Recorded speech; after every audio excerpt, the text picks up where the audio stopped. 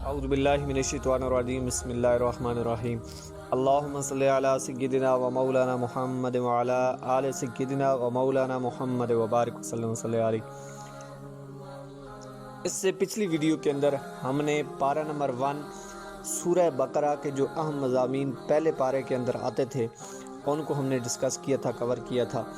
آج ہم نے بات کرنی ہے دوسرے پارہ کی اور اس کے اندر جو سورہ بقرہ کے اہم مضامین ہیں۔ سٹارٹ لیتے ہیں۔ دوسرے پارے کا آغاز بھی اس بیان سے ہے کہ اب مسلمانوں کا قبلہ تبدیل کیا جا رہا ہے اور ہٹ دھرم لوگ اور منافقین اس پر اعتراض کریں گے کہ یہ کیوں ہوا۔ دراصل رسول اللہ صلی اللہ تعالیٰ علیہ وآلہ وسلم کے مدنی دور کی ابتدا میں 16-17 ماہ تک بیت المقدس کی جانب رخ کر کے نمازیں پڑھی گئیں۔ پھر ایک دن ظہر کی نماز کے دوران رسول اللہ صلی اللہ تعالیٰ علیہ وآلہ وسلم کی خواہش پر اللہ پاک نے بیت المقدس کے بجائے بیت اللہ کو قبلہ نماز بنانے کا حکم نازل فرمایا۔ اس تحویل قبلہ کی حکمت بھی اللہ تعالیٰ نے خود بیان فرمائی۔ اے رسول، جس قبلہ پر آپ پہلے تھے ہم نے اس کو قبلہ اس لیے بنایا تھا تاکہ ہم ظاہر کر دیں کہ کون غیر مشروط طور پر رسول کی پیروی کرتا ہے اور اس کو اس سے ممتاز کر دیں جو اپنی ایڑیوں پر پلٹ جاتا ہے، یعنی کفر کی جانب پلٹ جاتا ہے۔ اور یہ بھی فرمایا بے شک ہم نے بارہا وحی کے انتظار میں آپ کو آسمان کی طرف رخ پلٹتے دیکھا ہے، سو ہم آپ کو ضرور بالضرور اسی قبلہ کی جانب پھیر دیں گے جو آپ کو پسند ہے۔ پس آپ اپنا رخ مسجد حرام کی جانب پھیر لیں۔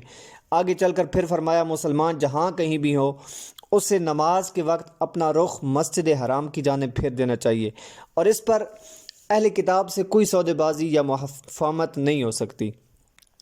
یہ بھی بتایا کہ تورات و انجیل میں رسول اللہ صلی اللہ تعالیٰ علیہ وسلم کی جو نشانیاں، روشن نشانیاں بتائی گئی ہیں، ان کی روشنی میں اہل کتاب رسول اللہ صلی اللہ تعالیٰ علیہ وسلم کو اس طرح پہچانتے ہیں جس طرح اپنے بیٹوں کو پہچانتے ہیں، لیکن ان کے انکار کا سبب صرف کتمان حق ہے۔ اسی صورت میں نبی کریم صلی اللہ تعالیٰ علیہ وسلم کی بعثت اور منصب نبوت کے فرائض کو ایک بار پھر بیان کیا گیا، یعنی تلاوت آیات الہی، تزکیہ باطن اور تعلیم کتاب و حکمت۔ آگے تھوڑا سا چلتے ہیں۔ آیت نمبر 153 اور 155۔ آیت نمبر 153 تا 155 میں ہر مصیبت کے وقت صبر اور نماز کو اللہ تعالیٰ کی نصرت کا وسیلہ بنانے کی تعلیم دی گئی ہے۔ آپ مشہور و معروف آیت پڑھتے رہتے ہیں جس کے اندر فرمایا یا ایھا الذین آمنوا استعینوا بالصبر والصلاۃ ان اللہ مع الصابرین، اور آگے جتنا آپ پڑھتے جائیں گے 155 تک۔ راہ حق میں پیش آنے والی آزمائشوں کا ذکر ہے جو دشمن کے خوف، بھوک، جان، مال اور اولاد کے تلف ہونے کی صورت میں بھی ہو سکتی ہیں۔ ان مشکلات میں ثابت قدمی پر اہل صبر کو بشارتیں سنائی گئیں۔ وبشر الصابرین، اور اللہ کی راہ میں درجہ شہادت پانے والوں کے لیے ابدی زندگی کی بشارت دی گئی ہے۔ آگے تھوڑا سا چلیں تو آیت نمبر 159 تا 162 میں یہ بتایا گیا جو لوگ دین کی حقانیت کے روشن دلائل اور پیغام ہدایت کو چھپاتے ہیں ان پر اللہ تعالیٰ، اس کے فرشتوں اور سب لوگوں کی لعنت اور دائمی عذاب کی وعید ہے، مگر جو توبہ کر لے اور اپنی اصلاح کر لے اور اس پیغام ہدایت کو کھول کر بیان کرے ان کو لیے توبہ کی قبولیت کا دروازہ کھلا ہے۔ جس کا خاتمہ بالکفر ہو ان پر ہمیشہ کے لیے اللہ کی، اس کے فرشتوں کی، تمام لوگوں کی لعنت ہے۔ ان کے عذاب میں نہ تخفیف ہوگی نہ ان کو مہلت دی جائے گی۔ آیت نمبر 164 تا 167 میں اللہ تعالیٰ کی توحید اور اس کی قدرت کی نشانیوں کا ذکر ہے، یعنی زمین و آسمان کی پیدائش، گردش لیل و نہار کا نظام، سمندروں میں انسانی فائدے کے لیے کشتیوں اور جہازوں کا رواں دواں رہنا، بارش کے قدرتی نظام کے ذریعے خشک اور بنجر زمین کا دوبارہ زرخیز اور آباد ہونا، ہواؤں کا چلنا، آسمان اور زمین کے درمیان بادلوں کا معلق رہنا وغیرہ۔ یہ بھی بتایا کہ مشرکوں جتنی اپنی باطل معبودوں سے ان کو محبت ہے، اہل ایمان کو اس سے بہت زیادہ اللہ سے محبت ہے۔ والذین آمنوا اشد حبا للہ۔ یہ بھی بیان ہوا کہ اس دنیا میں لوگ اپنے جن قائدین کی پیروی میں گمراہی کو اختیار کی ہوئی ہیں، قیامت کے دن یہ لیڈر اللہ کے عذاب کو دیکھ کر اپنے پیروکاروں سے برات ظاہر کریں گے، لہٰذا ایسے لیڈروں سے اپنی جان چھڑائیں۔ آیت نمبر 172 اور 173، اس کے اندر حکم ہوا اللہ تعالیٰ کی عطا کردہ پاک نعمتوں کو کھاؤ اور اس کا شکر ادا کرو۔ پھر 4 قطعی حرام چیزوں کا بیان ہوا۔ کون سی؟ مردار، اس سے وہ حلال جانور مراد ہیں جو طبی موت مر گیا ہو، ذبح کے وقت بہنے والا خون، خنزیر کا گوشت، اور وہ حلال جانور جس پر ذبح کرتے وقت غیر اللہ کا نام لیا گیا ہو، صرف حالت اضطرار میں محض بقائے حیات کے لیے بقدر ضرورت استعمال کو مباح قرار دیا گیا۔ آیت نمبر 174 میں اللہ تعالیٰ کی کتاب کے احکام کو چھپانے اور اس پر دنیاوی مال لینے کو پیٹ میں آگ بھرنے اور اللہ سے کلام کے شرف سے محرومی اور ناپاکی کا سبب بتایا ہے۔ آیت نمبر 177 میں بتایا اصل نیکی صرف عبادت کے وقت مشرق و مغرب کی جانب رخ کرنے کا نام نہیں ہے، بلکہ کامل نیکی ایک جامع پیکج ہے، یعنی اللہ تعالیٰ، یوم قیامت، ملائک، تمام الہی کتب، سارے انبیاء پر ایمان، ان کے ساتھ انفاق فی سبیل اللہ، نظام صلات، زکوٰۃ کا قیام، افائے عہد، ہر مصیبت کے وقت صبر و استقامت۔ پھر فرمایا در حقیقت جو لوگ ان تمام صفات کے حامل ہیں وہی دعوی ایمان میں سچے اور متقی ہیں۔ آیت نمبر 178 اور 179 میں اسلام کے قانون قصاص کا بیان ہوا اور فرمایا قصاص میں تمہارے لیے زندگی ہے۔ چنانچہ آج ہم دیکھ رہے ہیں جس معاشرے میں قانون قصاص عملاً نافذ نہیں ہے، وہاں آئے دن بے گناہ بے قصور انسانوں کی جان، مال، آبرو کی حرمت پامال ہو رہی ہے۔ یہ قرآن کے فیصلے ہیں، رب کا حکم ہے۔ آیت نمبر 183 اور 185 میں رمضان میں نزول قرآن اور رمضان کے روزوں کی فرضیت کا بیان ہے، اور بیماری، سفر کی حالت میں عارضی طور پر روزوں کے چھوڑنے کی رخصت دی گئی ہے جن کی بعد میں قضا ہوگی۔ اور اس امر کا بھی بیان ہے جو شخص انتہائی ضعیف العمری یا شدید بیماری کی وجہ سے روزہ رکھنے کی طاقت نہ رکھے تو اسے فی روزہ 1 مسکین کا 2 وقت کا کھانا بطور فدیہ دینا ہوگا۔ رمضان کی راتوں میں غروب آفتاب سے صبح آفتاب تک، صبح صادق تک روزے کی پابندیوں کے استثناء کا بیان ہے، اور اعتکاف کی جانب بھی اجمالی اشارہ دے دیا گیا۔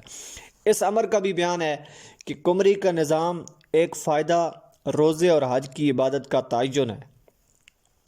آیت نمبر 194 میں 4 مہینوں کی حرمت کا بیان ہوا۔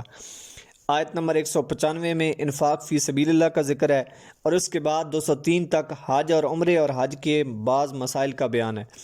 آیت نمبر 207 اور 208 میں بتایا گیا کہ حقیقت ایمان اللہ تعالیٰ کے ساتھ اپنی جان کا سودا ہے، اور اسلام بعض چیزوں کو قبول کرنے بعض کو رد کرنے کا نام نہیں، بلکہ یہ نہیں ہو سکتا، بلکہ یہ آپ سمجھیں اسلام کی حقیقت یہ ہے کہ اللہ تعالیٰ اور اس کے رسول صلی اللہ تعالیٰ علیہ وسلم کے تمام احکام امر و نواہی کو من و عن قبول کیا جائے۔ یہ نہیں ہو سکتا کہ بعض باتیں آپ کو پسند ہوں تو انہیں قبول کر لیں، اور جو باتیں آپ کو پسند نہ ہوں تو آپ انہیں رد کر دیں۔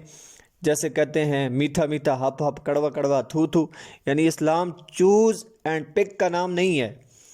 رب کے جو حکم ہوں گے، احکام ہوں گے، اس پر سر تسلیم خم کر دیں۔ آیت نمبر 213 میں بتایا گیا تمام لوگ اصل کے اعتبار سے ایک تھے، پھر اللہ تعالیٰ نے نظام رسالت قائم فرمایا اور ہر دور کے لوگوں کے لیے کتاب ہدایت نازل کی۔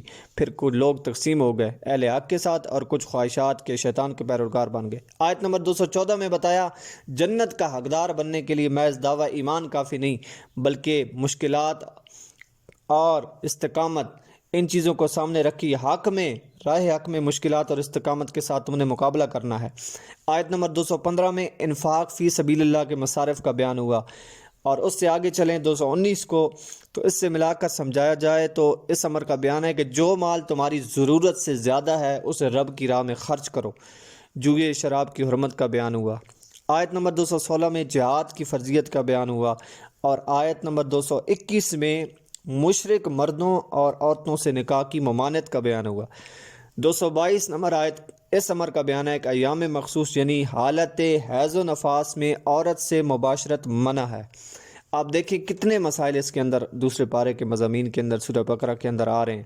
آیت نمبر 224 اور 225 میں اس امر کا بیان ہے کہ اگر کسی نے ایسی قسم کھا لی جس پر قائم رہنا شریعت کی روح سے ناپسندیدہ ہے تو چاہیے کہ اسے توڑ دے اور کفارہ ادا کرے۔ چنانچہ فرمایا اور تم نیکی تقوی اور لوگوں کی خیرخواہی سے بچنے کے لیے اللہ کے نام کی قسمیں کھانے کو بہانہ نہ بناؤ، اور فرمایا اللہ کے نزدیک مواخذہ ان قسموں پر ہوگا جو پختہ ارادے سے کھائی ہوں، یعنی غیر ارادی قسموں پر مواخذہ نہیں ہے۔ آیت نمبر 226 اور 227 میں ایلا کا بیان ہے۔ ایلا کیا ہے؟ ایلا یہ ہے کہ کوئی شخص اپنی بیوی کو یہ کہے اللہ کی قسم میں 4 ماہ تک یا ہمیشہ کے لیے تمہارے ساتھ ازدواجی تعلق قائم نہیں کروں گا۔ اگر 4 ماہ کے اندر قسم کا کفارہ ادا کر کے قسم توڑ دی تو نکاح قائم رہے گا، ورنہ ایک طلاق بائن ہو جائے گی۔ آیت نمبر 228 میں یہ بتایا مطلقاً عورت کی عدت ایام مخصوص کے 3 دورانیوں کی تکمیل ہے۔ آیت نمبر 229 میں یہ حکم ہوا کہ 2 صریح طلاقیں خواہ الگ الگ دی جائیں یا ایک ساتھ دینے کے بعد بھی شوہر کو یک طرفہ طور پر رجوع کا حق حاصل ہے، اور اگر تیسری طلاق دیتی تو بیوی اس پر حرام ہو جائے گی، یعنی اب براہ راست یا عقد ثانی کے ذریعے رجوع کی گنجائش نہیں ہے، سوائے اس کے کہ وہ عورت عدت گزرنے کے بعد اپنی مرضی سے کسی اور شخص سے نکاح کرے، اور وہ شخص اپنی مرضی سے اسے طلاق دے تو صرف اس صورت میں وہ سابق شوہر سے نکاح کر سکتی ہے۔ اس میں خلا کا بھی بیان ہے۔ اگر زوجین کو یہ خدشہ اللہ کی حدود میں رہتے ہوئے ان کے لیے ازدواجی تعلق قائم رکھنا نہایت دشوار ہے اور عورت آزادی چاہتی ہے تو اپنے مہر سے دستبردار ہو کر یا مالی بدل کے ذریعے شوہر کی رضامندی سے خلا لے سکتی ہے، اور خلا ایک طلاق بائن کے حکم میں ہے۔ آیت نمبر 231 اور 232 میں بیان ہوا عورت کو طلاق رجعی دینے کے بعد اگر خوش دلی سے اور اس نے سلوک کے ساتھ اپنے نکاح میں رکھنے کا ارادہ ہو تو عدت ختم ہونے سے پہلے رجوع کر لو، اور اگر اس نے سلوک کے ساتھ نکاح میں رکھنے کا ارادہ نہ ہو تو محض ضرر پہنچانے اذیت دینے کے لیے اسے رجوع نہ کرو۔ اللہ فرماتا ہے جس نے ایسا کیا تو بے شک اس نے اپنی جان پر ظلم کیا۔ اللہ کی آیتوں کا مذاق مت بناؤ، یہ اذیت رساں شوہروں کے لیے اللہ تعالیٰ کی طرف سے وعید ہے۔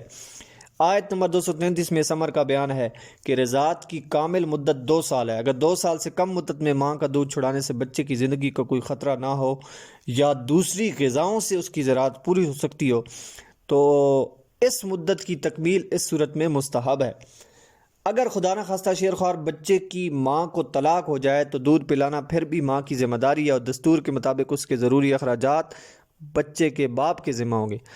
یہ بھی حکم ہوا کہ بچے کی وجہ سے نہ ماں بچے کے باپ کے لیے باعث ضرر بنے اور نہ ہی بچے کا باپ اس کے لیے نقصان کا باعث بنے۔ آیت نمبر 235 میں فرمایا شوہر کی وفات کی صورت میں بیوہ خواہ صرف نکاح ہوا ہو اور رخصتی نہ ہوئی ہو یا آپس میں ازدواجی تعلق قائم نہ ہوئے ہوں کہ عدت 4 ماہ اور 10 دن ہے۔ عدت گزرنے کے بعد بیوہ اپنے مستقبل کا فیصلہ کرنے کے لیے آزاد ہے۔ عدت کے زمانے میں عورت کو صراحت کے ساتھ نکاح کا پیغام دینا حرام ہے، اور ایام عدت میں معتدہ کے ساتھ نکاح بھی حرام ہے، البتہ اشارات و کنایات میں ارادہ نکاح کا ظاہر کیا جا سکتا ہے۔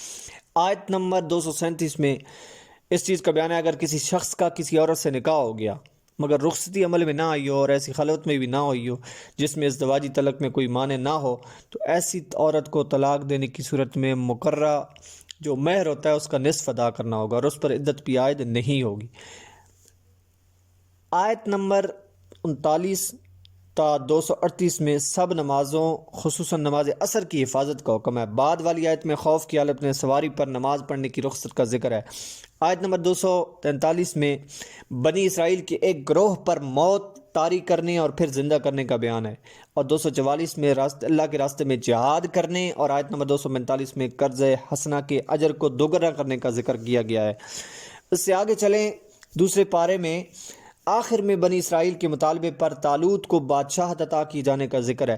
اس پر مخالفین کے اعتراضات کا جواب دیتے ہوئے یہ بتایا گیا کہ ان کی اہلیت کا مدار جسمانی قوت اور علم ہے اور بادشاہت اللہ کی عطا سے ملتی ہے۔ پھر شموئیل علیہ السلام نے طالوت کی بادشاہ کی نشانی کے طور پر اپنی قوم کو بتایا کہ تمہارے پاس ایک تابوت آئے گا جس سے فرشتے اٹھائے ہوں گے جو تمہارے لیے تمہارے رب کی جانب سے باعث طمانینت ہوگا، اور میں آل موسیٰ اور آل ہارون کے تبرکات ہوں گے۔ پھر طالوت کے ساتھ لڑنے والے لشکر کو ایک آزمائش سے گزارا گیا اور کم لوگ اس آزمائش پر پورا اترے۔ اللہ تعالیٰ نے یہ بھی بتایا کہ اہل ایمان کی قلیل جماعت دشمن کی کثیر جماعت پر غالب آ جاتی ہے۔ وہ 313 تھے تو لرزتا سا زمانہ، اور آج ہم کروڑوں ہیں غلامی کے حوالے۔ وجہ کیا ہے؟ ایمان کمزور ہو گیا۔ تعداد تو بہت ہے، اس وقت 313 تھے لیکن 1000 کے چھکے چھڑا دیے تھے۔ اور پھر اس سے آگے چلیں، جب جالوت اور اس کے لشکر سے مقابلہ ہو تو اہل حق اور اصحاب طالوت نے یہ دعا پڑھی، اے ہمارے رب ہم پر صبر انڈیل دے، ہم کو ثابت قدم رکھ، کافروں کی قوم کے خلاف ہماری مدد فرما۔ اور پھر حضرت داؤد نے جالوت کو قتل کیا، جالوت کے لشکر کو شکست ہوئی، اور اللہ تعالی نے داؤد علیہ السلام کو سلطنت اور حکمت عطا فرمائی۔ اللہ نے یہ بھی فرمایا کہ وہ مفسدین کی شر کو اگر نیک لوگوں کے ذریعے دفع نہ فرمائے تو زمین میں فساد برپا ہو جائے۔ یہ تھا جناب دوسرے پارے کا سورہ بقرہ کا حصہ۔ اللہ رب العزت سے دعا ہے کہ سمجھ و عمل کی توفیق عطا فرمائے۔